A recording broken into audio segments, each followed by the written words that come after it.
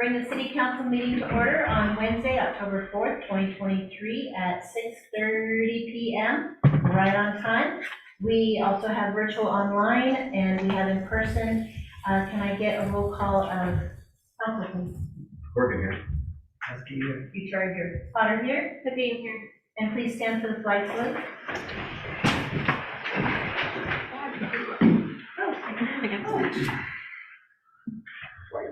I pledge allegiance to the flag of the United States of America and to the republic for which it stands, one nation, under God, indivisible, with liberty and justice for all. I know. Simple things, right? All right, we're going to open the floor for public comment. We will be discussing, public comment is for anything that's on the agenda that you're wanting to speak about. We will be discussing water rate study later on in the meeting. And so if you want us to have an understanding of where you're at with that, please let us know. And about Measure 110 repeal, if you have any thoughts on that, please share with us. We'd love to hear your thoughts.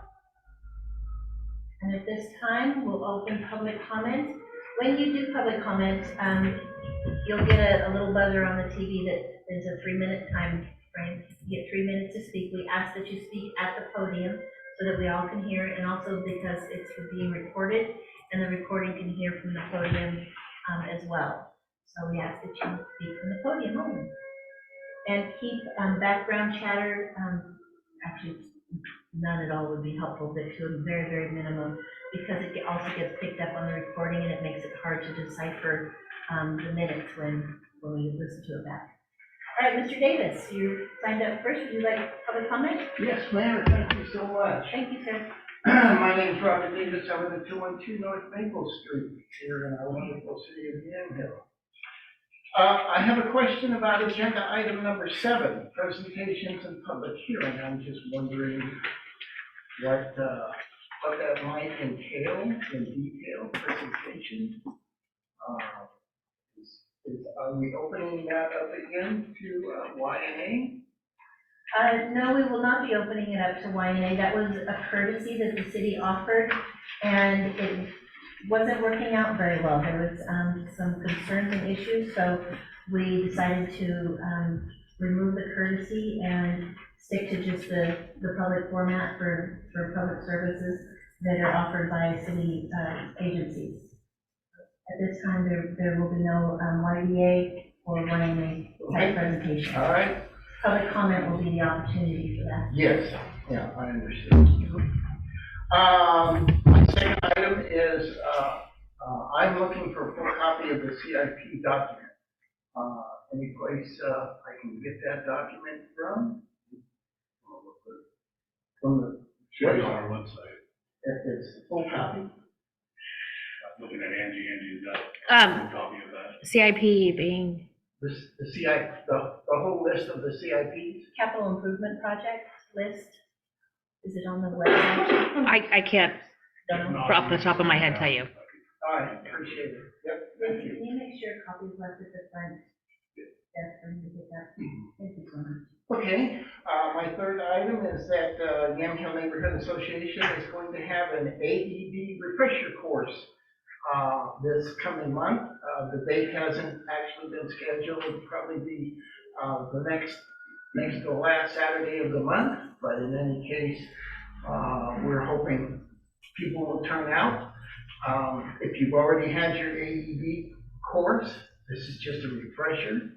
And so it's not going to be a big class. We're going to limit them to 5 people at a time. And if we get 10 or 15 people, we'll have 3 classes throughout the day. So, and regarding number 4, ballot issue number 110. And I agree with the chief and the council. It looked like a good plan, but it doesn't work. And it falls far short of what it should be. And is there a simple answer to the question? No. So many cities and governments are looking for that answer, but there isn't one at present. But I understand the repeal of ballot 110 and the necessary way to do it. And so I agree. Thank you so much for your time. Thank you. And we appreciate that. It helps us to better understand what the community's thinking too. Next on the sign-up sheet is Kathy Phillips. Are you interested in public comment? The water rate stuff. Okay. Well, do you want to give public comment now in regards to that? There may not be a public comment opportunity later. So sorry. Get up here. I know, sorry. You talk. I see when you stand up. You're doing it, yeah. Kathy Phillips, 19625 Northeast Laughlin Road. On the water rate stuff, we had our meeting, but I'm not speaking for our water advisory board, I'm just speaking for myself, that still some confusion, still some concerns on the rates, the amount of the rates that you're looking at. So I guess I would just ask again to think about doing it in a slower mode than district, as it relates to district advantage off. Because it'd be interesting to see just doing partial part of it. If you can change your rate structure to follow his plan that he put out. It's some changing to how the billing system is going to work for everybody involved. But anyways, just maybe see how it goes. Do part of the raise and see how much your revenue is raised and how much more you need to go. But anyway, concerned about the amount of money it's going to be for something else. Thank you, we appreciate that.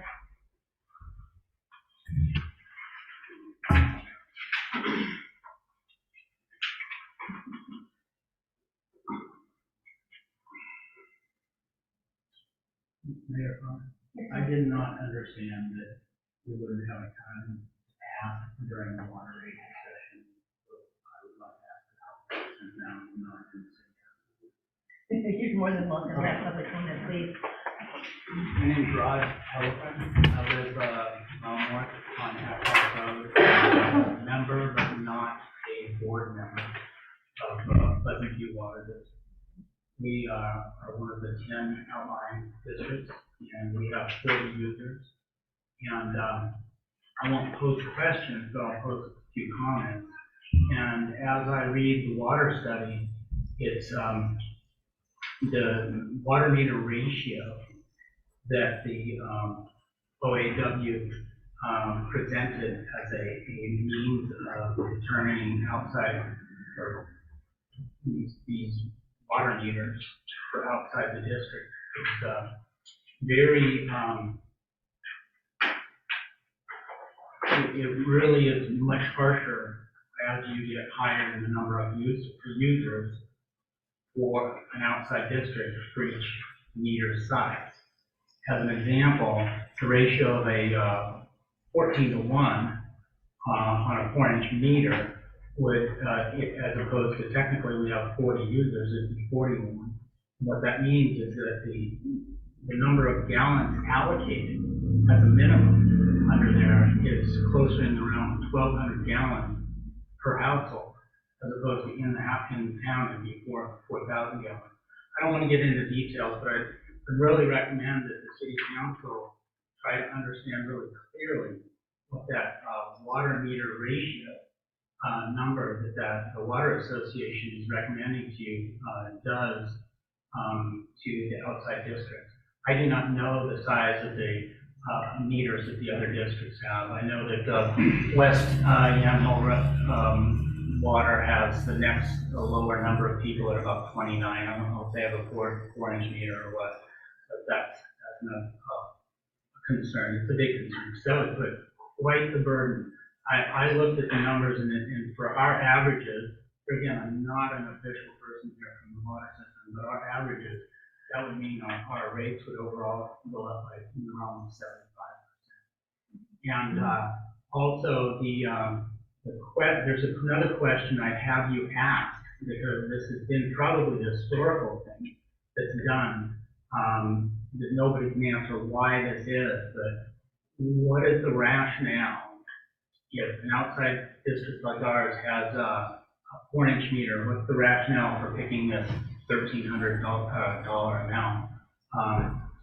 What's that structure from? Because you don't really have an increased infrastructure cost to have it. You have 1 meter to read per month, and there's no, according to this, has to do with meter replacement cost and infrastructure. I don't think you really have any infrastructure to support, other than possibly going across the road. So I just ask you to look at these. Thank you very much.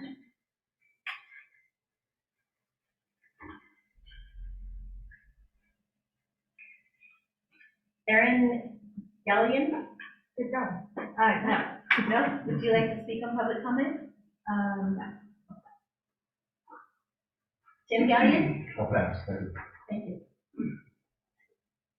Susan Corbett? I'm Sue Corbett Fergal, with the Pleasant Water District. I represent my son from the road for the outlying district. We have 40 homes. I had a couple questions.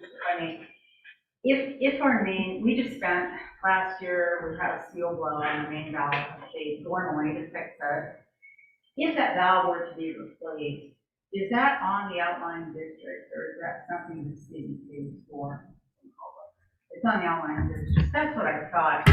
We had a blowout on the main. It cost us $60,000 to have it fixed.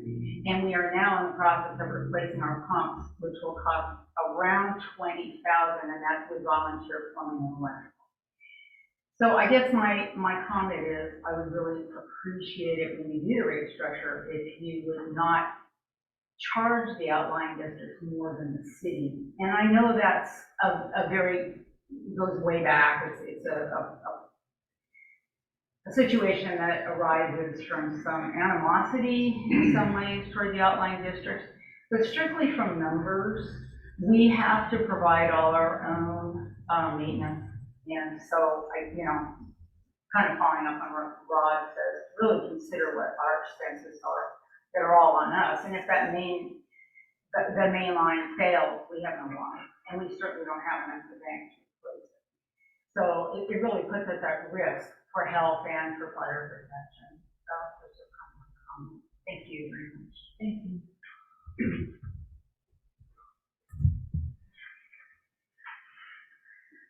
John Spencer? No, thank you. Is there anyone else in the room for public comment? Angie, will you please check online for public comment online? If you are online and you'd like to speak in public comment, please raise your virtual hand or go off of mute and share what your public comment is.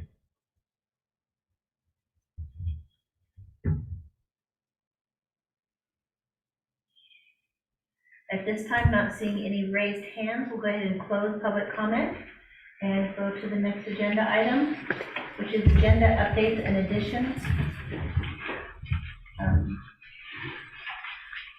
Angie, you have some additions? I do. I'm sorry, there was a lot of last minute changes to the agenda. So I did provide the council with a list, so you have that to go by. But on item 5, we're going to be removing the consent agenda. We cannot complete the financials, and the minutes were not completed in time for this meeting. And then item 6 is just me bringing the financial statements down, and that should have not had its own line on them, so that's not going to be included in the packet. Item 8, new business. We're adding a discussion on staffing and wages to that.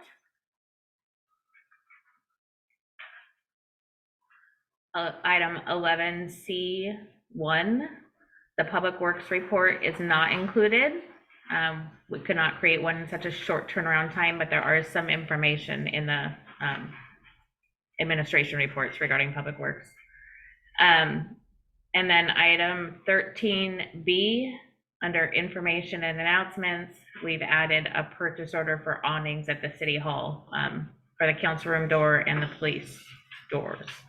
to keep the rain from coming in underneath onto the carpet. And then additionally, not even on that list, we received another suggestion from Tim Tice today, and I've included that paperwork in your guys' folder for you. Did you print out copies of it? I have 2 additional copies if anybody wants. And Tim Tice would go under water rate study continued? Okay.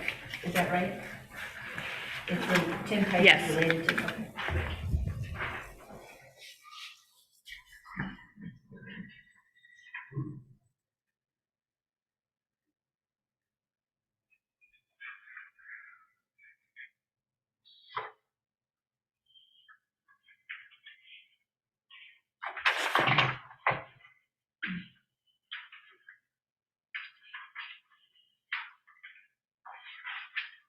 All right. And there are no presentations or public hearings at this time. Committee reports, Planning Commission Chair.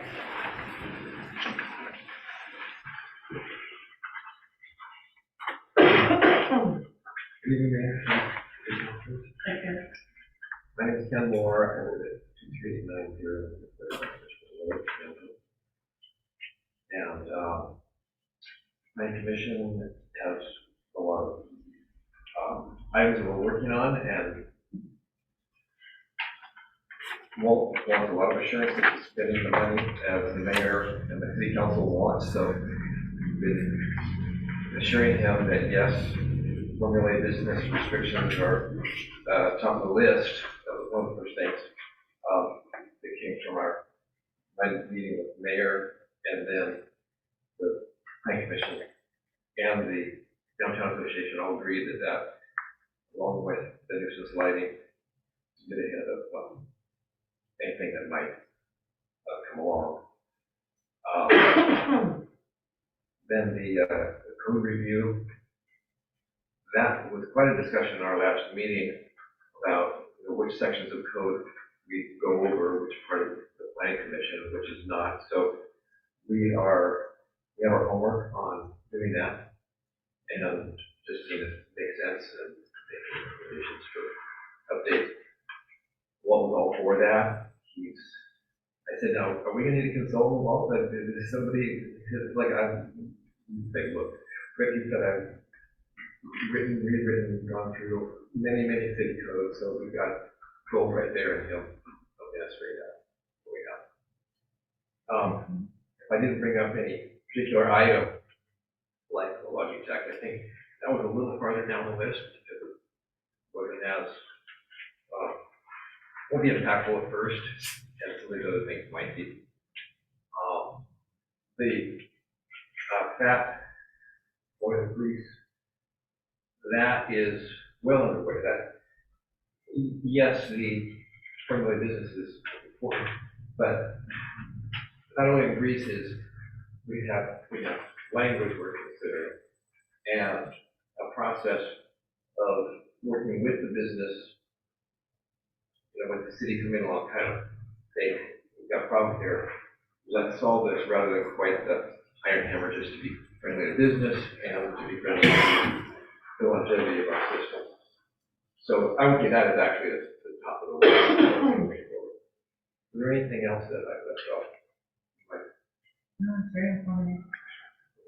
Thank you very much. And I appreciate that you've come and provide these reports to the council. Thank you. Yeah, I appreciate your feedback. And Water Advisory Committee Chair, please. No.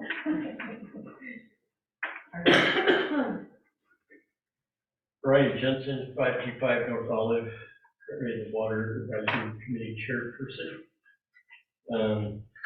The Water Committee did meet the other night. We had an hour and a half discussion. A lot of things came up, a lot of questions came up.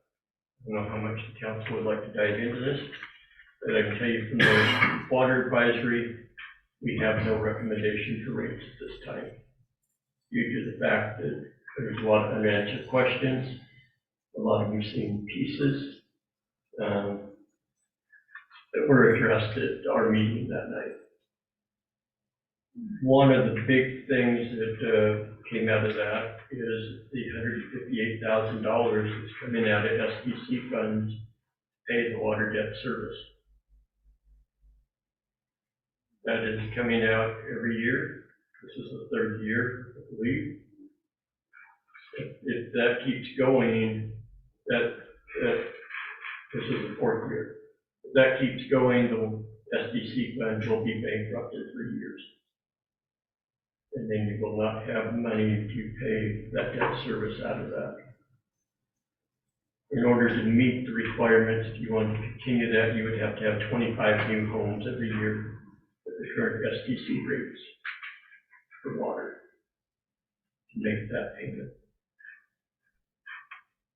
If you look at that and the number of users that you came up with, if you just broke it down by users, water districts in town, that would add $17.01 to your water bill, just to make up that $158,000 every year. The other question that I don't know if Jason got answered is trying to figure out in the debt service, it shows that there is money from user fees into that. Question being, is that coming off the user fees that are in the budget, or is that a separate number? Those numbers don't match based on data in the budget and stuff that was done back when that was all started. Those are two different numbers and they don't match. If it is coming out of the water fund, that shorts your water fund another $116,000. Also looking at what Tim did and what we came up with, that total number that Tim has in there, that 1.1 million for projects, that is including the $192,000 Mercury grant. It's also including the $100,000 from the new subdivision. And personally, and I think the water advisory, we agree that $292,000 should not be considered when figuring rates, because that was grant money for a certain project. That is not money we need to get to do those projects. That was grant money. We need to take that money out of the equation.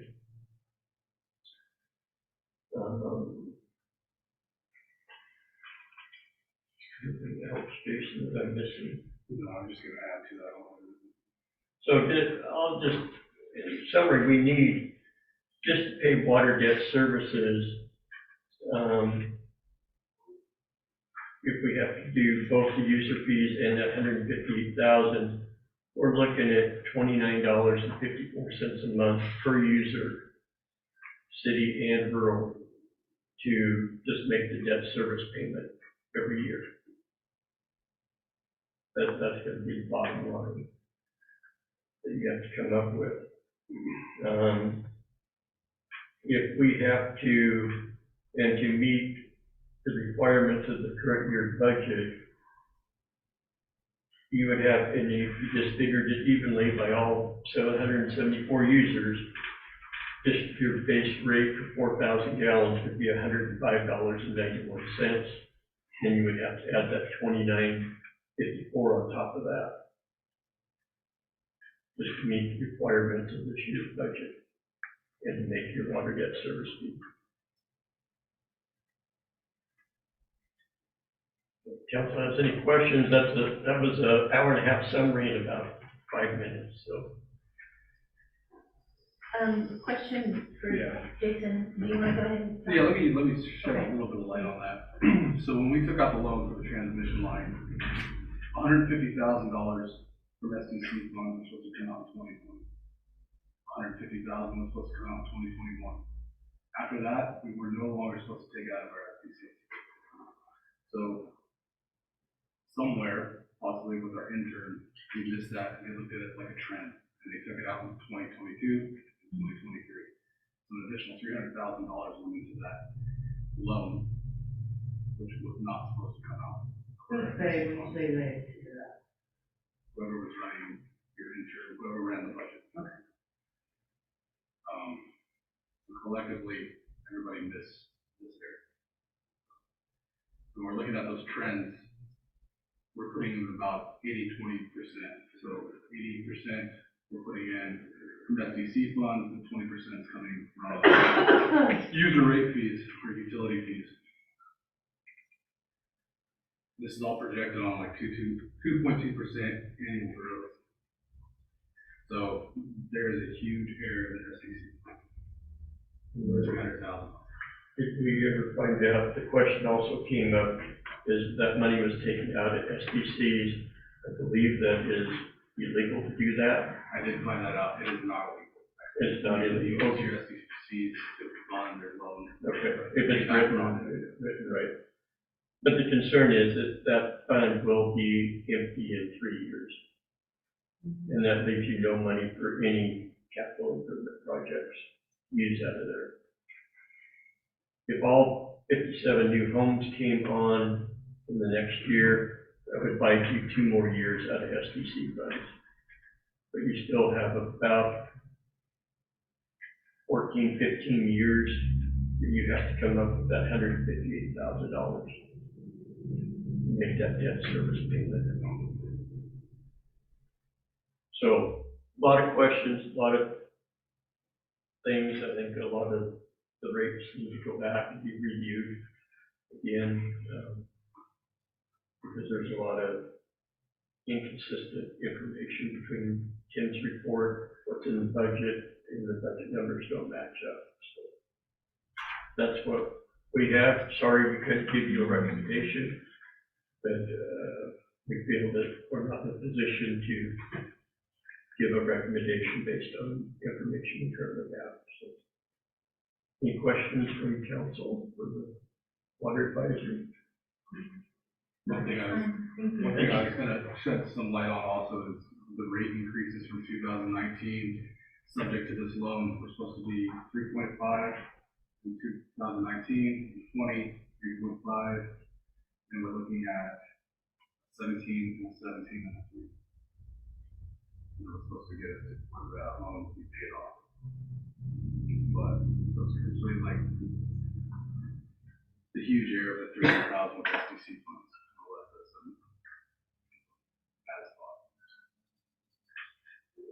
I think we should have another work session. I feel like I have more questions than answers at this point.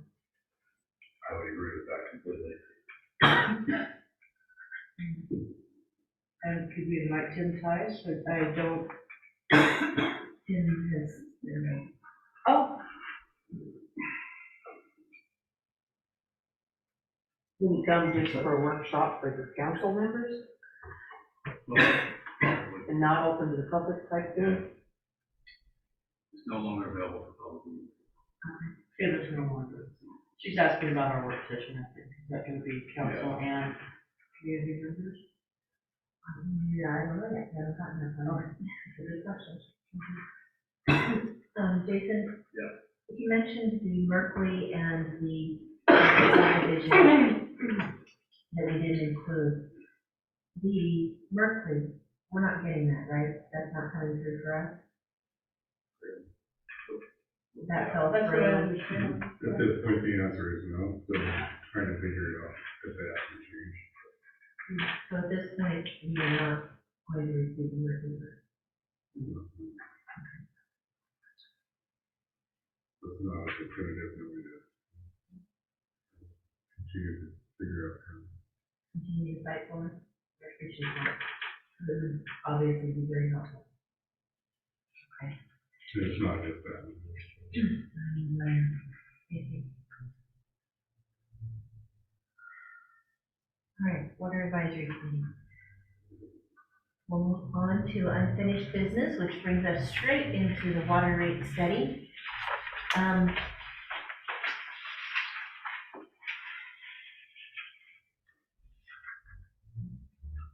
There is more questions than answers.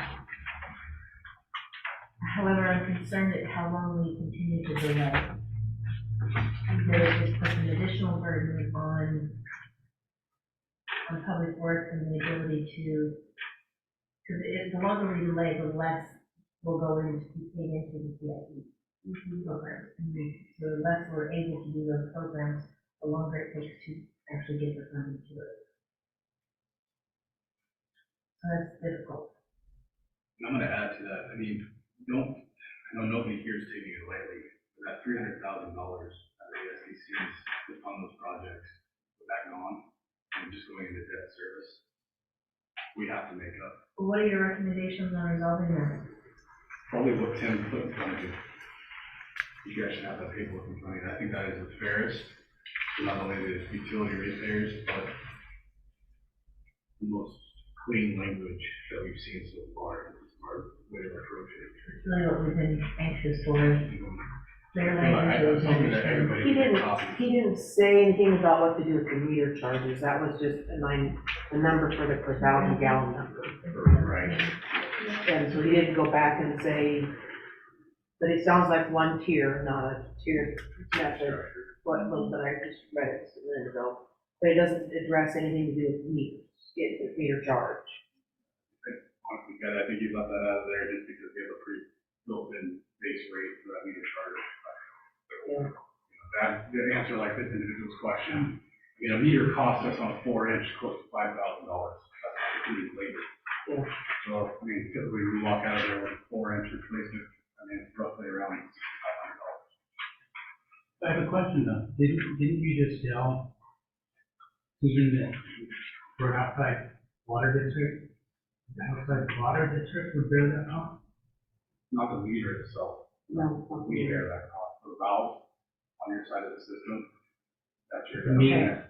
So we put in a double check out, and Yeah, we just can't provide the meter. but there's still Like, some. as an example, the study, not the new thing you put out, right, is that for a 4-inch meter, that's $1,320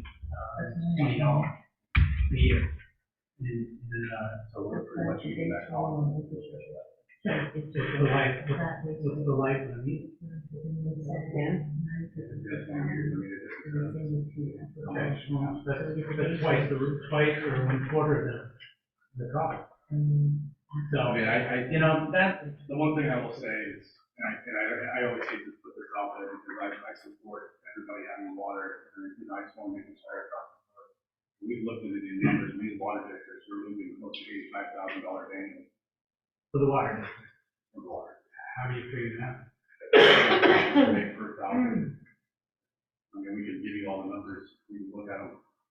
The cost of infrastructure, There's no infrastructure. Not For gonna be you. something on their side, it's For just you. the cost. but in order to create the treated water that we're sending to you, we have a lot of infrastructure. I understand We that, have I understand that, but wouldn't the cost be the same if per user on each outside district? If the overall cost, set aside the meter for a second, the meter charge. If the rate of the water being charged was identical for every user on each district versus every user in the city, why can't that be? I guess I'm not understanding Well, what your difference the is. current rates under this plan, I give you an example. Well, they're based on the size of the pipe that is being used, right? The size of the pipe from the meter, Or meter. Meters, meters. not At the, the site of the meter, yeah. so we're going. So the rates on They the vary depending upon meter, size of the meter. why, what does that matter as opposed to the user? The user. You want to cover that one? It is an interesting question. Well, I think what you're getting at maybe is that we get one meter charge for our 3-inch or 4-inch, whatever it is. But each district has a various amount of individuals. They have 40, we have 33, and what, West Yam Hill is 29, it is just so- different numbers. anyway. But yet that meter ratio, besides the cost of the meter, that meter ratio is being used to talk about the base number of gallons allocated per meter, not for the number of users. And that's where it kind of gets, it's like they're slave to this meter ratio as opposed to what's really going on. And as an example, we have 40 users on a 4-inch meter. So, but yet we're only gonna get allocated as if we have 14 users, because that's essentially what that ratio is. That ratio is saying a ratio of 1 is the basis for a 3/4 inch meter inside the city limits. Then the OAW, or whatever they're called, came up with this ratio that comes from some national number, Water Association. There's no really real understanding other than it says, the only thing it says, that ratio is based on the concept of the cost of replacement for the meter and the supporting infrastructure. However, the study is sitting there allocating the base number of gallons for the outside, for those meters based on that ratio, when that have nothing. I can understand if you're gonna sit there and tell me this is the cost, you know, it's $5,000 for this 4-inch meter, and installation cost is $3,000, $7,000, whatever you wanna say, that's fine. But it doesn't make any sense to allocate the rates based on that ratio, when there's multiple different users on a 3-inch meter for the outside district, or multiple different users for a 4-inch meter on the outside district. Therefore, right in there, at that point, you essentially are weighting the number of gallons per user very differently across every system. And that's a huge concern. I am very willing to crunch those numbers and get those to you and show you my, if you want better clarification on that. But we appreciate your input, thank you very much. So Tim's ratio, that was in the water study, but that's not how you're basing your current your charges, correct? There's no ratio involved, or is there? They were just set. Okay, back to council. I had a question, it's gone.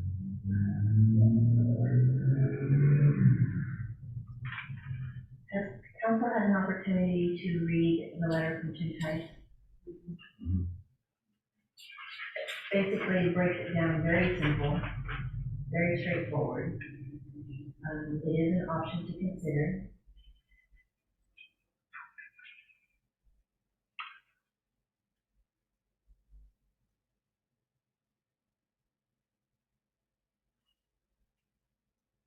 Jason, do you know what the cost per 1,000 gallons is now? Is it, on this sheet here? The study says $14.34. That's what I'm seeing too. The current cost today is $4.71 per thousand. $4.71? And this rate study says $14.34, but on here he's proposing $9.50. So can you tell me what? You'd be creating more of a tier structure. This would be a tier You'd structure. actually be dropping how much you're paying for 4,000, but increasing once you get above 4,000 in usage. Okay. So there's conservation over the that.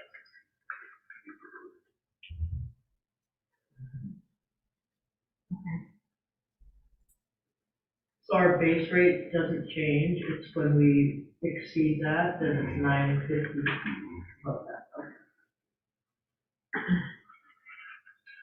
I think your base rate actually drops $2.80.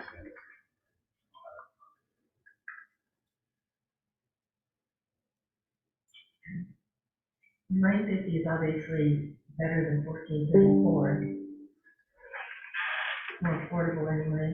It's saying it's single tier. You were saying the list tier, I'm confused here. On the letter, it says it's $9.50 per thousand single tier. So that doesn't mean there is no increase for more usage, what do you mean by that? That is an increase per thousand, For the city users. yeah, city users, after the first But- thousand. Out of town, I it's know, rate it's funny, but $9.50 per thousand, flat rate, instead of $6.22 where we're at right now. So he's charging the outlying district more than.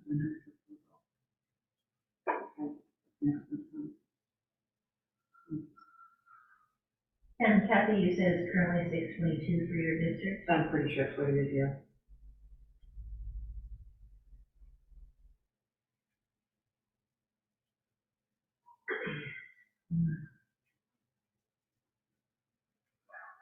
And 14 is more than double. Yeah. All right, so council, we've got information that you've taken in, additional information you've taken in. We've got a proposal on an option that we should consider. We've heard two other options previously in the meeting, in the last two meetings. We're on a timeline. We can't put this off really too much longer. How do we want to proceed? Do we need a work session? I feel like we have subcommittees for that very reason, and we've been given advice from the Water Advisory Board, you know, that they're not ready to give a recommendation based on missing, based on missing information or whatever. I think we need to sit down and look at it again. That's what I'm saying. This is Tim. Yeah, there's a lot of new numbers and percentages and coming around, and I think getting together to identify what exactly we want to find out, like what's missing, identifying that, and then going to Tim, I feel like might be a good idea if we're not able to figure that out on our own. Okay. Instead of like bringing him in right away and sit around. It's not like he doesn't really enjoy it a lot much. Yeah. Councilor Flanagan? Yeah, I have, the more information that comes out, the more questions I've got. I mean, like, We want to implement it soon so we can get the revenue, but we want to implement it right. So that's my story. Going back and correcting is more difficult things. And it's, yeah, to be courteous, we have people out there that have questions or concerns, so I think we really need to look at it. well, that, like, she's just saying, like, going back and correcting, I feel like right now we need to go back and correct some of the information that we received that we're supposed to make decisions on. Mm-hmm. So until those numbers are accurate, we have explanations for all of it, I don't know that we should be right to make a decision. Okay. Although I think that we need to make one. It's unfortunate that these are still coming up. Later this month. But we can meet in the next couple of weeks and make a decision in our November meeting. And your thoughts? Yeah, I think getting this tonight, another option. I mean, we want court public works to get a decision made, because we need to. So we can do it soon, start meeting. I think we definitely need to get together and go over all the different options and all the questions before we make a decision. Okay. So within the next 2 weeks, schedule a work session where we can just work out numbers and juggle and that sounds. It'd be nice if Brian could be there. Sorry, Brian, but you've got information and you're really well at putting the pieces together, and you have all that information in your head, and I really appreciate that. That's a compliment, by the way. Anyway, I'm not trying to brag you, but would you please come? Yeah. Okay. I already see errors in what Tim just put out in here. Would you receive any outside recommendations from the outlying water districts? Absolutely, we receive, yeah, you're welcome to submit anything to City Hall at any point in time, and that will be presented to the council. Just for my information, there be a special session for a decision, or wait till the next month again? We could do that, yeah. If we could do a special session, I think Why not? would be more appropriate. Go get to I just want to kind of give Anthony a heads up to do this. So if we did a work session and then open up for a public regular session to make the decision, yeah. We'd have to stick within the timeline of notification, so Angie have to let us know when that would be. I just want to make sure that the decision is made, because the reports that are done, the information is outdated because it's It's been a already while. outdated, yeah. The longer it goes, the more updated it's gonna be in the direction. Agreed. Okay, Angie, you're up. We appreciate you. Let us know when and where, and we'll do what we can to be there. Okay. Okay, and water. Can I get a motion to do what you just suggested? Make a motion that we hold a work session to further discuss the water rate study and make a decision. Any seconds? Vote, please. Organized. FCI? Victoria. Potter, aye. Vivian, aye. Thank you all. Ballot measure 110 repeal. Chief Grayman. Is this your baby? Yes. Can you share with us, please? This has been an initiative that's been going on for quite some time, from personal experience as well as other offices within the police department, as well as other officers throughout the state of Oregon. The concerns that we have is that our communities are being affected by this. Numerous reasons as illustrated here. So there's an initiative going forward that legislation that we are working with, as well as the Oregon Association of Chiefs of Police and the Oregon Association of Sheriffs, Oregon Sheriff's Office Association, that we would like to have moving forward quicker is to get those that have substance use disorders to help and that wording that they need to get that help. In the way that part of the language that's going to be utilized is that where the funding is going is towards the treatment, but those that want the treatment, there's still no availability for them. They're just recently now starting to open up very few beds to help those that are asking. And then there's those that need some type of assistance to get the help. And this didn't work. From the information that I have and statistics that everyone will be able to read is not alarming to me, but alarming and sad. But the majority of Oregonians know that the ballot didn't work. It was a failure.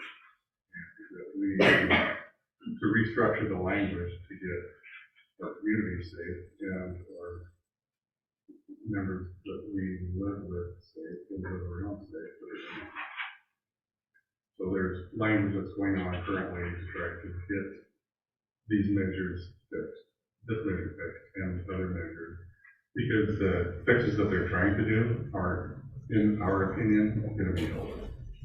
So there needs to be more of an initiative to help these people that are asking for it and those that need help.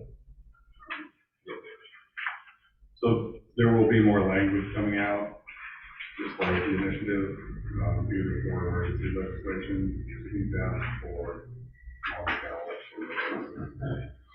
to get this ballot language changed. So for us, what this is for the resolution, it is that we, as a community and as a council, and as a city government, are all in support that ballot language is not working. That needs to be looked at extensively, and the language needs to change.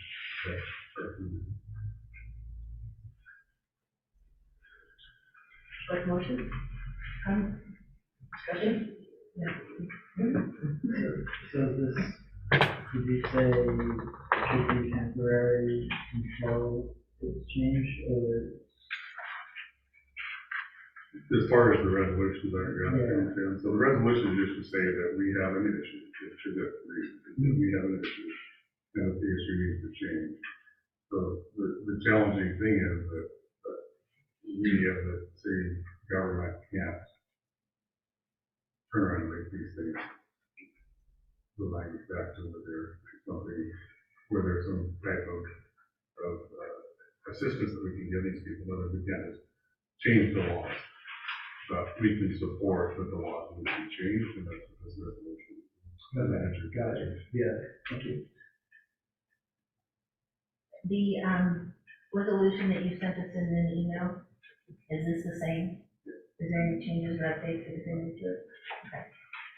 So what we would be approving tonight is what we've already received and read and understood. I don't have any questions.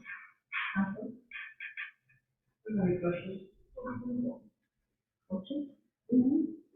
I make a motion to approve resolution number R-813, resolution proclaiming the city of Yam Hill's call for the repeal of the provisions enacted pursuant to Oregon ballot measure 110 in 2020. Oregon second. Vote please. Bergen, aye. Yes, Victoria. Otter, aye. Sabine, aye. Thank you for putting this together. Very And very long. I'm really grateful that Young Hill's participating in this review process. All right, next is new business, staffing and wages. So Chief Raven has been filling in as the interim city administrator for quite some time now. And the city has not been appropriately supporting him in that by providing compensation. So the question is, does the council want to do an interim level compensation until no longer the interim? Much like what we did for our financial services and our city recorder services. I think So- that would be appropriate. I think it's incredibly appropriate. It's not that he's taken a work week or fit two jobs. He's doing his regular job plus overtime and another full-time job. So Yeah.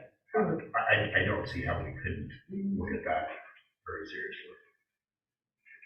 Okay, I concur. I propose that we increase him a step level on the step increases that we've approved recently. Increase him to the next step level as an interim. I gotta be honest, I don't remember what the increase is on that next I don't step. know the exact level either, but I think it's 5% increase. Typically, the step levels are 5%. Would you please, thank you. Thanks for attending. Can I ask you just out of curiosity, general water, wastewater, that extra 5%? It's How generally, that fund will be allocated for that step increase? the step increase, as they are allocated now from various different So, sources, go up in the budget, no matter, it will impact the budget. 0.27, 0.27. Well, it will, however, it will probably come out of the current city administrator position that was budgeted for, that has never been filled, it's not yet anyway. So that funding would come out of there to cover for the interim. Could you remind me where we are with that? Is there still opening, or did we temporarily close it? No, it's still open, and we are still able to receive applications. But we haven't, or We haven't haven't been received straight any out. recently, no. But it is still open.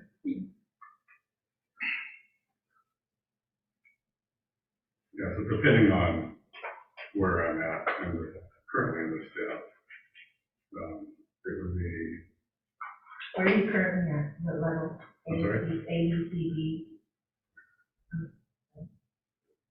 Is that, do you need to take that? no, it's,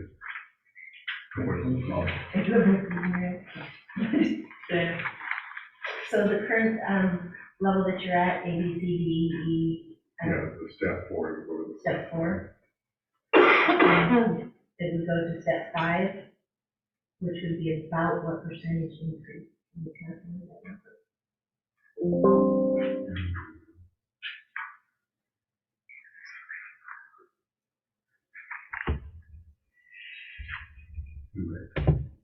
Mouse won't work, so I'm gonna do it.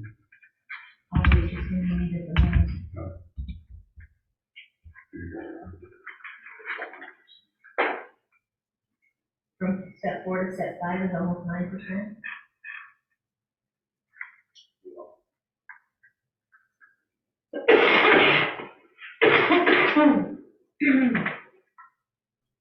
I'm not doing math yet. Two, good.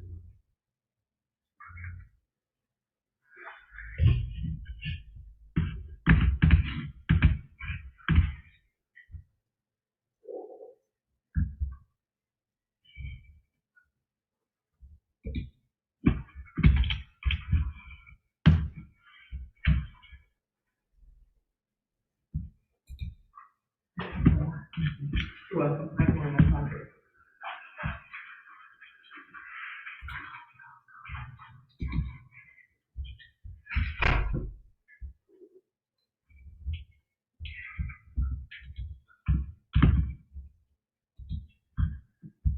So it goes, because I'm not currently in a step, I'm in the three step. Oh, you are in between steps. So from your current, So it would be.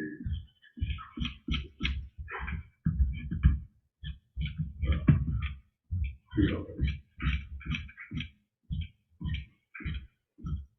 which is what percentage? An hour or minimum salary.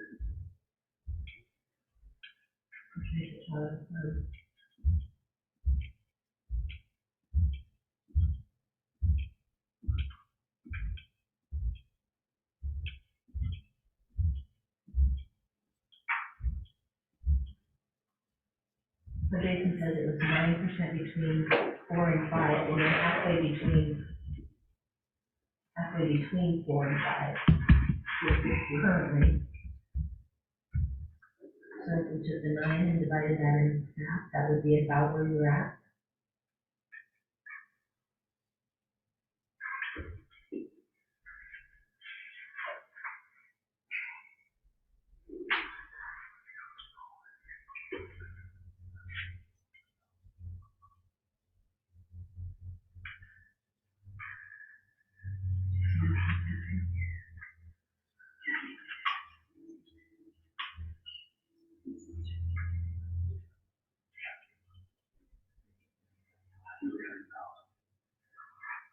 It's in the minute part of the packet. For 9:13. We have to do step, can we just do For 913? Yeah. Can we just do percentage rather than the step?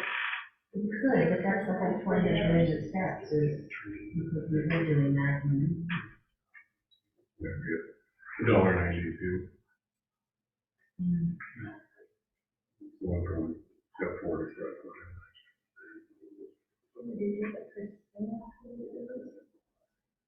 we did, that's the problem, is that's why we went to the step chart. Is so that we could have regulated amounts rather than just, So what's the increase between 5 and 6? For me, $1.92. between 5 and 6. Yeah, that was Oh, I'm 4 and sorry. 5. 5 and 6. Sorry, so much math, so little math. Because you went between 4 and 5 tonight, huh?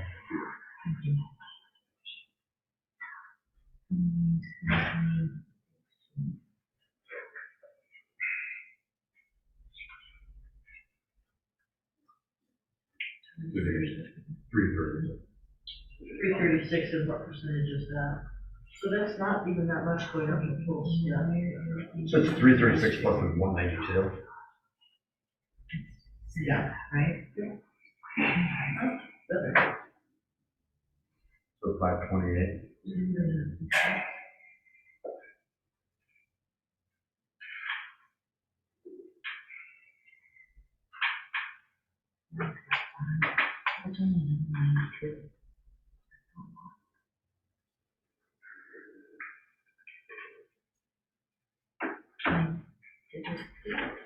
So, wait, I have to see that, and I can go on with this.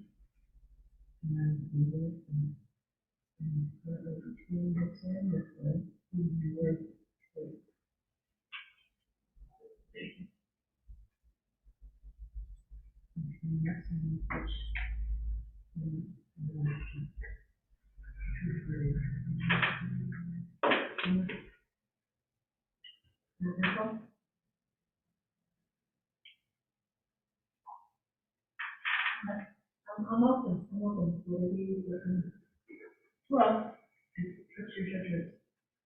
Oh, I don't know. Silly me. I'd like to move to 6. Move to step six.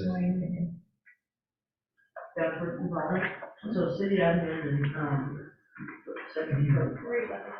And the numbers we just got were for 5.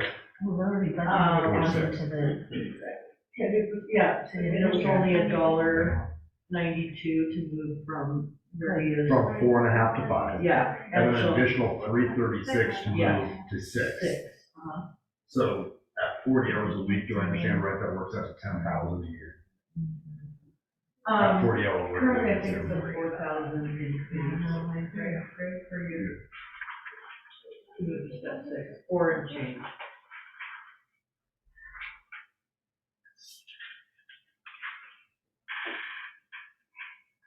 So 4,000 a year is what you guys came with? And change. So I don't know, I'm that's not 4% gonna do of math. the budget for the city administrator.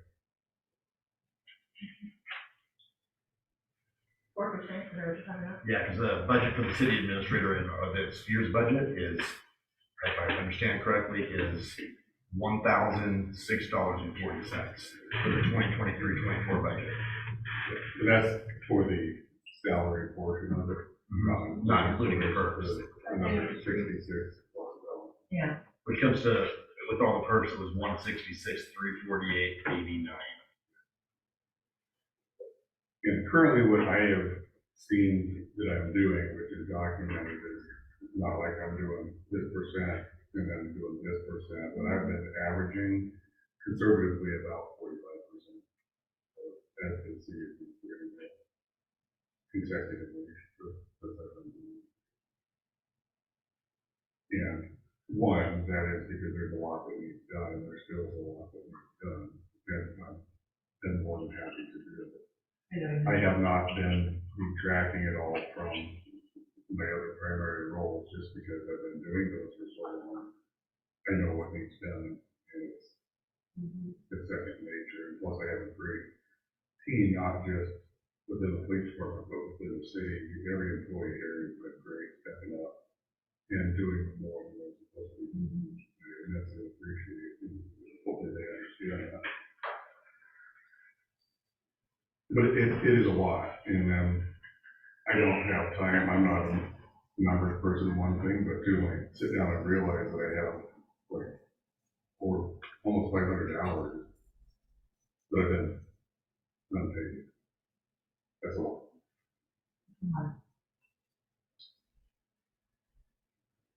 I propose a 5%, we should put them into the, over the step 5 and into a little bit into the step 6. It would be,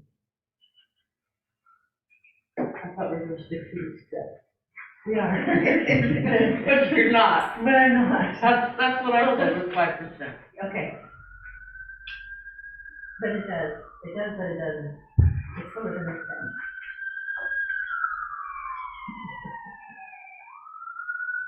Oh, and it is interim. It is interim, I understand that, but we've been doing it for a long time, and I really feel like we need to. You want to do the retro? What you're talking about? Either that or go to 6, yep, retro or go to 6. Because half the step seems weird, but. Come on, somebody. No, I agree. I think, so, I mean, the reality of it is I don't know where we are with all this, but I think we go to 6 because that's the size it goes, and we need to start looking at what 7 looks like. If you just keep doing it, 457 hours.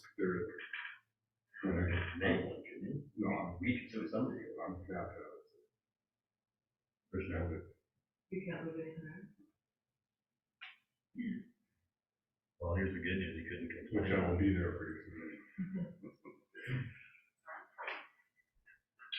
I think we should do 6 and. That's why back in retro, I would suggest July, so that we go back to the last year's. July sounds perfect. Even though it's been longer.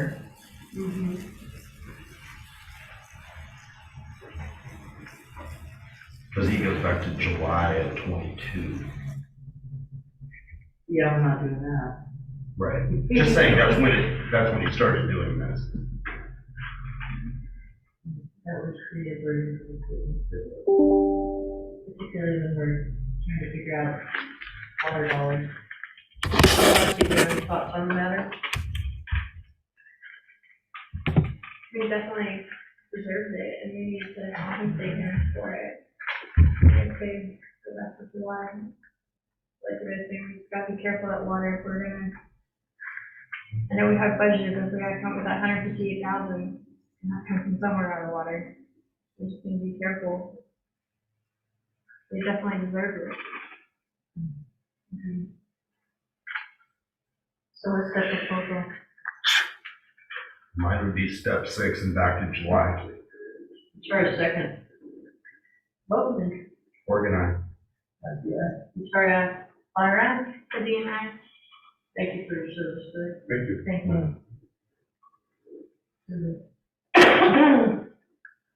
Nice. We can spend it, we just can't raise it. You're working on I know, yeah. Okay, department reports, Chief Raven. Will you also provide, kind of a brief summary of the conversation that we had this afternoon? I appreciate it. Can you get some right notes? I don't have those notes. That wasn't that long ago. I can look stuff up. You want me to start with that? If it helps with the memory, that'd be great. Sure. No, it won't. Okay. The meeting we had here today, Yes. so we met with the Young Fire Protection District, and we meeting with Jason, myself, and the mayor, and Marcy was there, as well as Jim Steele, and Jim Phillips, and Chief Mercer. There's some questions that we had, and I've been here 26 years, and I've had a great working relationship with all organizations locally and within the county and other counties. I think it's important to continue to have that working relationship, not that it was strained in any way with the Young Fire Protection District. But what was decided, and I think was beneficial for one reason, is that Jim had said that, hey, we need to start doing this on a regular basis.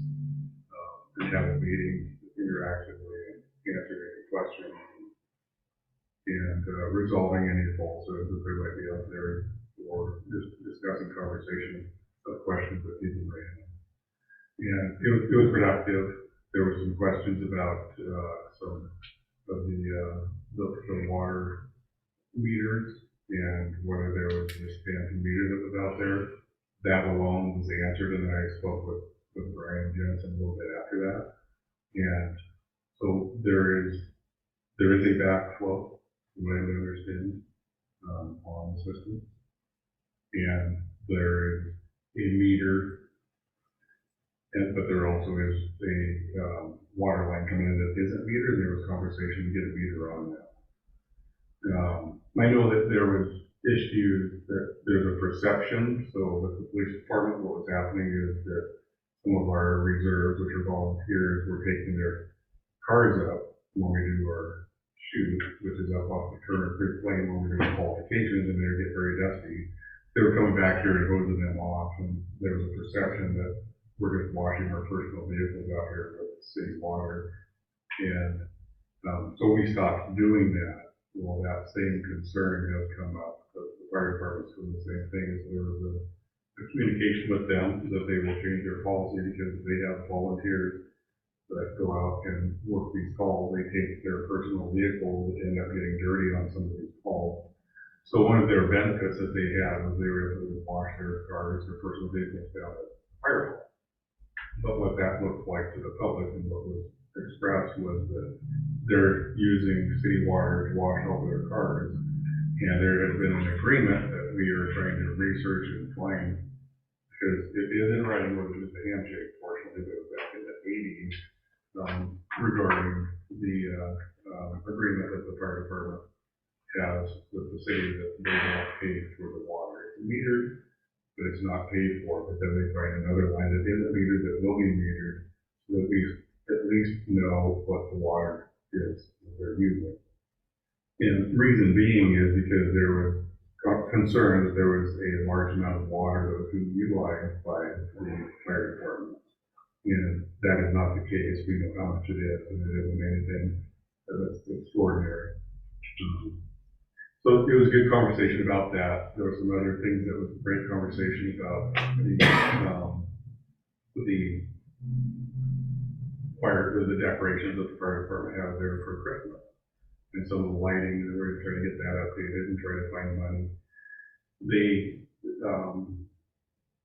donated a lot of their stuff, and there were donations that were made last year, so there wasn't a huge expense to the city, because we only have a budget of $1,000 for Christmas lights, and Christmas gets very expensive, just in lighting.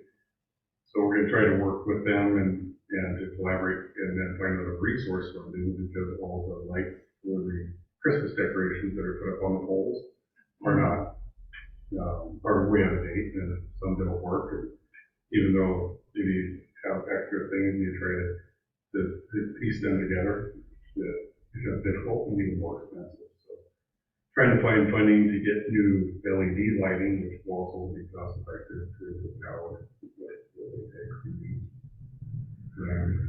We had a conversation also about the EOC, and that we haven't had a meeting recently, so we're going to schedule a meeting to get together with our emergency operations and make sure that the language is up to date, and that the dates are more current with current personnel that would be responding to certain things that would be in emergency.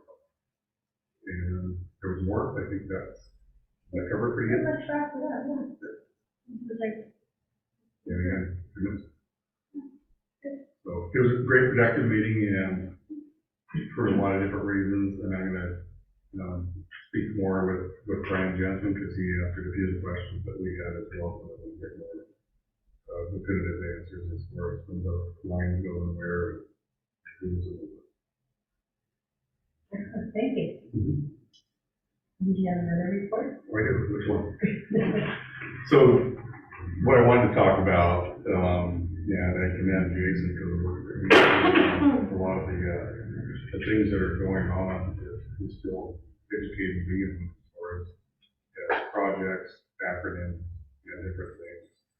Because we're working with business organs, like the project initiatives in the past 4, and then we also work with Lane Council of Government, which they were nice enough to donate a couple of filing cabinets, which was cool. They don't have to do that.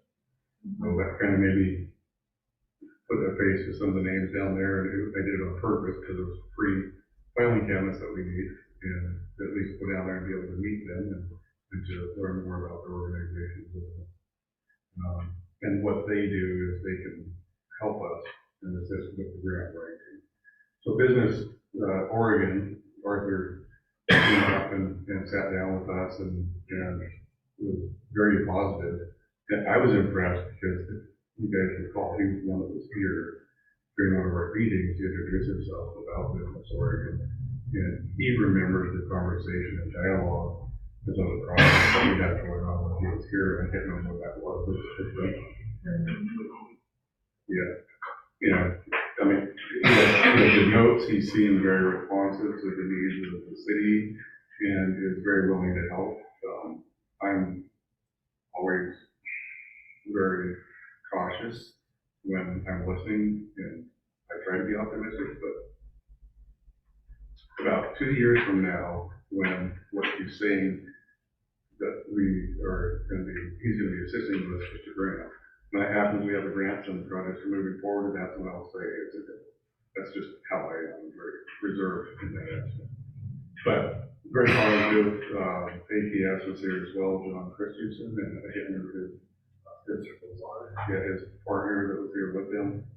Very optimistic with them also. They're going to be able to assist us with some of the grant writing. They've done that in the past. So things are moving forward.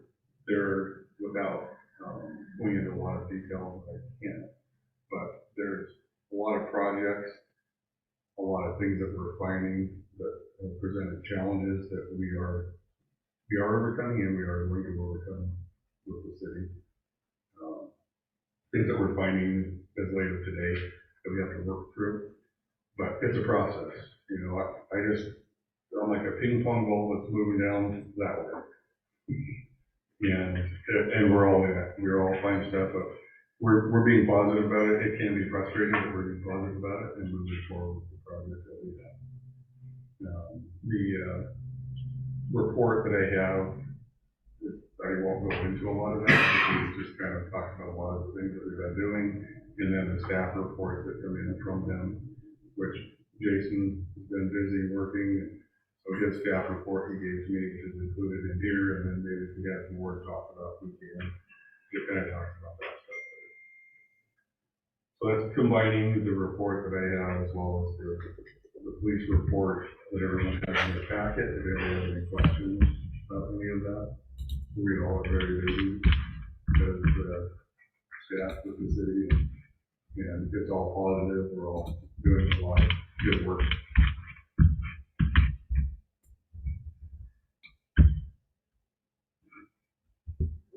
And I look at the stats of all of them, like, how is there that many hours in a day? But we all get it accomplished, which is great. I commend them. It is remarkable. Does anyone have any questions on this? The reserve position, it is for reserve, it's not a permanent hire. For the, so we have, if you're referring to it for the police department, for the reserve, yeah, we have, what I tasked Corporal Van Fleet with is that we need to have someone to help Chris out here, because we're currently almost civil reserve. It takes a while to get reserve to a civil status. So we have a candidate that is currently going through the finishing processes of background, and I want them to piggyback off of that one and get someone in here within the next 3 months to be that 3-month step going through to get some more solo reserves. And the process that I've had in place, I've talked about before, is what the requirements and standards that DPSST requires for a full-time officer, I do as well. Once they're solo, they're out there, they're working shifts as a solo status. And DPSST is now upping that standard, which is still, I require more of those reserves in the organization. So he's currently, so the candidate's currently going to be going through, has gone through background and continuing that background, and we're going through a psychological, and then as well as the physical stuff. But it's eyesight, the hearing, and the referral. So that's where that step is right now. So within the next 3 months, I want someone to be right where we are with that candidate. Good, that's exciting.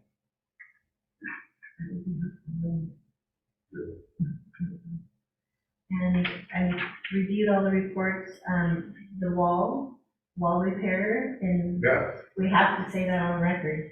Kudos to Josh. He did an awesome job, and I had to tell him, I said, you know, no offense, Josh, it's not like, wow, you did a really good job, not that I didn't expect that of you, but you just did such an extraordinary job. The rest of it, he's done. He's like, I'm out here. Right. But we did talk to him about doing the bathroom in there, which is embarrassing. Yeah, so he looked at that project. I don't know if he talked to you yet. Yeah, he's got the history. Yeah, so he's gonna be working on that bathroom as well, to at least make that look a little better, so there are holes in the wall. It's embarrassing. And it's only been that way for 26 years that I've been here, so kind of get fixed. Like the guy. So he's working on that as well. He's looked at that. He's very skilled at it. I mean, we're really lucky to have somebody so skilled. Yeah, yes. Very Very good. impressive. I think Yeah, the that's pretty high level. pictures were posted, right? Did you do the Yeah. before and Yes. after pictures? It was impressive. I don't have time to do the social media. She said she didn't do that. Maybe someday when we get it all cleaned up, we can do an open house and show off all of his work. I was very impressed. He did an excellent job. If everyone hasn't seen it, I think it's on our webpage. It's on the website and on Facebook. Website and Facebook. Yes. And our new temporary service, helping out with financial side of the house, how's that going? It's going well. That's another hiccup that we found is nothing but detail. We're going to be figuring out line item because of the challenge that we've been doing with the budget. And we're going to work through that process. Okay. But she's been doing a great job. And it's kind of will help her health in her job. Yeah, exactly. That's exciting. Anything else, Chief? Unless they don't have any questions. Your hours worked, does that include the admin stuff? Or is there time on top of that, that we listed?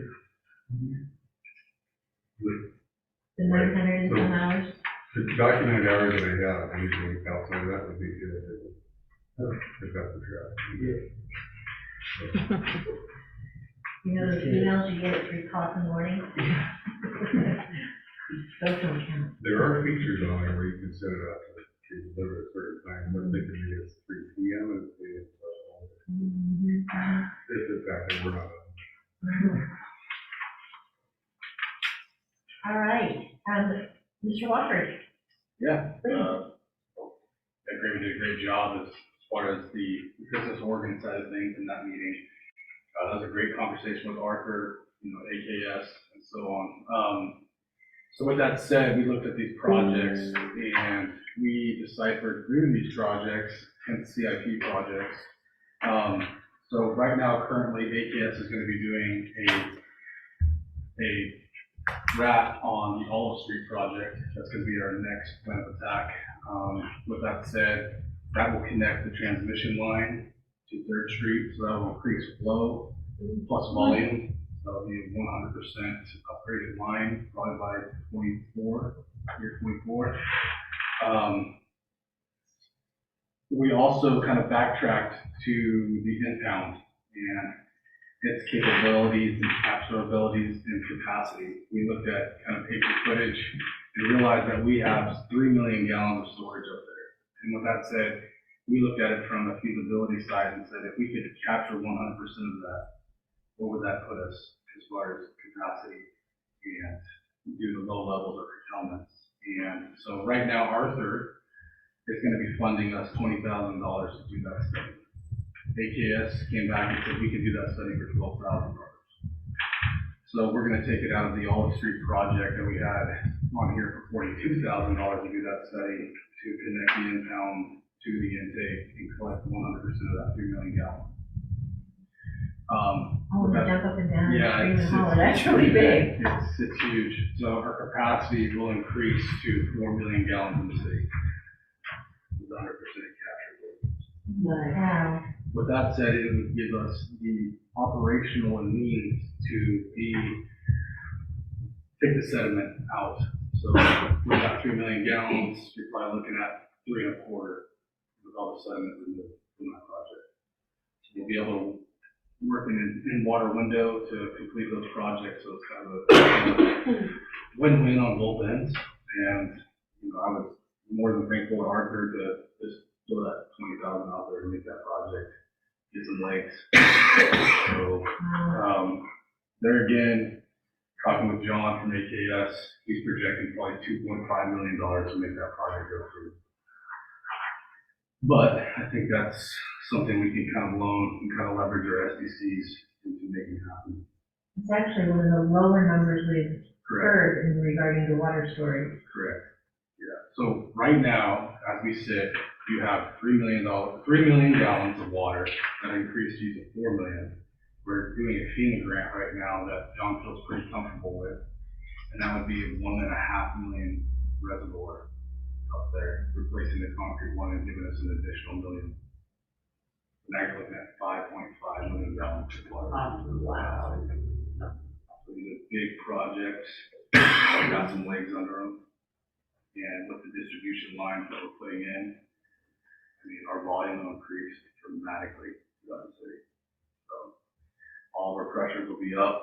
I know at some point, 4th Street has some issues with pressures. This will make life happen completely. It will eliminate the water pressure issue. And that's what the development in the far back, east corner. So just to kind of give you a feel of what we're thinking, the subdivision, put all new line in, all the way to Hemlock. We continue that project as a city, all the way west, heading down Third Street. Then we're gonna be connecting into Olive with our next project, all the way loops back into the transmission line, which will be 12-inch line all the way through. Your capacity, your volume, your pressures will all increase greatly. So these are projects we're working on, and completion date would be 2024. We're right on target. The FEMA grant obviously is a bit of a stretch as far as the timeline. I couldn't give anybody that timeline exactly. The one way I'm looking at this now is micro projects. That's the big thing for me. It's like, we don't have to approach the CIP list, wholeheartedly. We can kind of create these micro projects where we do 20 linear feet, 40 linear feet, 60 linear feet, so on and so forth. So we're gonna leverage the SDCs to make these projects happen. And with that said, so everybody feels comfortable, there is a 2.2% growth in that UGB, so if we've done the numbers, we can leverage those. So we'll recoup the funding quite quickly. Good. Yep. And you also have another project that you're, that it's not in play yet, but it's an idea of a project that you're working on with the affluent. Yeah, so. Can you share that? Yeah, I'll share. So the city allots the fire department 200,000 gallons. It's just kind of a statewide keepsake that we do for all fire departments for all cities. So we looked at kind of a green project, and it's a purple pipe project. It's created from stream water that we put our effluent water into from our wastewater lagoons. But very, very, it's very, very clean water once it reaches the stream, just due to the DEQ liens that they put on us as far as clarity in that water.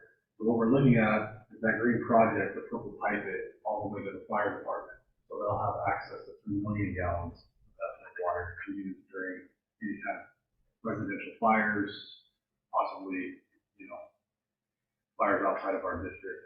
So it's gonna be a big win-win. And that's water we normally just put out in the creek, that we would reroute and directly relate it back to the fire department. Correct. And it kind of gives us, quite honestly, Business Oregon, grant funding, also work with the fire department on this. It's kind of a win for school district, which is using 1 million gallons a month to kind of ease that tension on our sole source right now, to kind of. For irrigating. Correct. Mm-hmm. Exactly. So affluent water is not potable, so not drinkable water. So it can be used for gardening, it can be used for football fields, it can be used fire hazards, it can be used for anything but drinking. Right. Very, as far as numbers, it makes a lot of sense to use that water.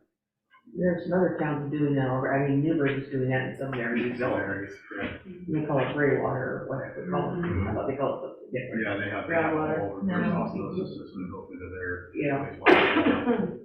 Quite literally purple. It is. Even the hydrants are purple. So I'm excited about that project too, especially because it can really pay off for us in the long run. Oh, yeah, definitely. Because if we're using more of affluent water for all these other tasks, then we're saving the drinking water and decreasing the volume that we're using. So that would be really good. Okay. Thank you, Jason. Anything else? I think Angie posted, but construction starts on 3rd Street. This actually started today, but it will continue. We're hoping to be done with that project by the end of November. So all that pipeline will be in that area. I know Cedar Street's going under storm repair. That kicks off, I want to say next week. So, yeah, big projects, a lot getting done. And, I always appreciate the funding in that stormwater fund. That $2 additional really moved that stormwater project along swiftly and kind of gives them a whole lot of relief that they needed.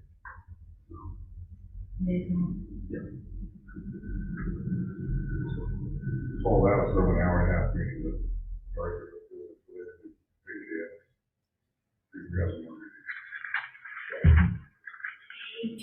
And I spoke to Graven briefly about this. I did, City of Hillsborough did reach out today and look for us to have a letterhead together supporting the brick grant, which kind of put us in Carlton and Gaston in that loop, or to start bringing that water line and create that infrastructure and make it better. What do you mean by letter, like letter of intent, letter of interest? We're past that stage. Oh, It's kind of just to support the project, so it became a regional project. This message board, but have a great fund, they can look at it and say, how many people will this support, so they can actually get the money and start building that infrastructure. I'm sure it Like a reference letter. makes sense, I guess.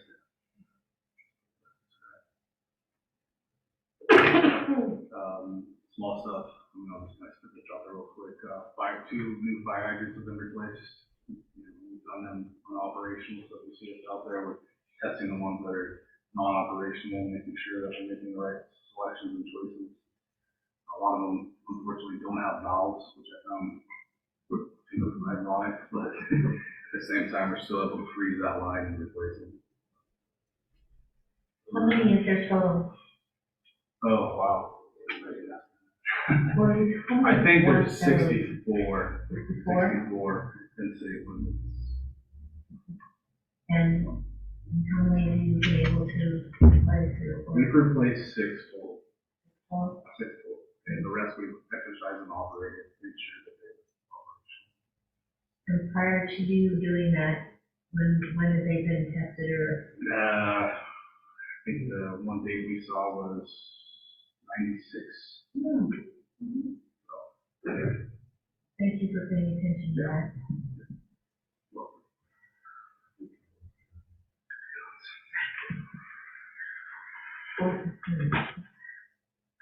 Years, they've been tested. Okay. Anything else from you, Jason? No. And I have and maybe 13A, the extension program. Agreement to extend low-income household water assistance program. Can anybody tell me what this is? What is it about? That was given to me by Kim. I believe it's just an agreement that we had with them, because they are, helping with people with low-income families, pay outstanding water bills. And so, So we're doing an agreement with YCAP? yes, Extended. extending the agreement that was already in place. Oh, I see. Okay.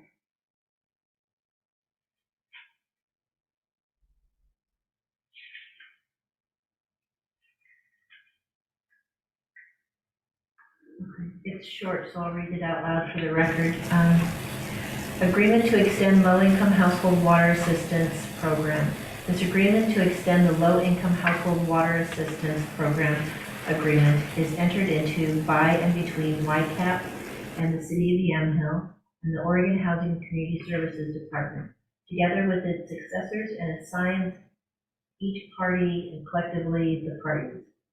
Whereas the parties entered into the low-income household water assistance program agreement on 2/22/22, and whereas the parties desire to extend the agreement for 6 months in alignment with the approval of the department's no-cost extension, therefore, in exchange for the mutual promises contained herein, the parties agree to the terms and conditions set forth below. In accordance with section 5A6 of the agreement, the parties agree to extend the terms of the originally executed agreement through March 31st, 2024, except as expressly modified herein. The terms and conditions of the agreement shall remain in force, full force and effect, and are incorporated here. Wow. So essentially, it's just saying that we're going to maintain our partnership until March of next year? Yes. All right. Okay. So, does council have questions in regards to this? No? Can I get a motion? I make a motion to extend our agreement, for low-income household water assistance, between Whitecap and the city of Yamhill. City second. Vote please. Corbin, aye. Victoria. Otter, aye. Padilla, aye. It has been approved. And is there any other announcements from council? Anything else council wants to address? Ma'am. First Friday coming up. First Friday, You and I. no, it's you and, Council Levine. Oh, come on. So, this Friday? Yeah, this Friday. So 2 days from now is First Friday, and each first Friday of each month, 2 council members get together and are available here in this room for anybody in our community to come and ask questions, talk to us about their thoughts on things. We also go through the charter, the city charter, and the city ordinance, municipal ordinances, and discuss them, the codes, and discuss them for the first half hour, and then we just spend the next hour talking and hearing what you have to say and answering questions. So if you're just wanting an opportunity to sit down and chat with a city council member, that is your perfect opportunity to do so. Please come and join us this first Friday, 2 days from now. It's from 4:30 to 6, and it will be Council President Achari and City Councilor Hadid. And so they will be present for communication. And with that, we get a motion. Make a motion to adjourn. Adjourn.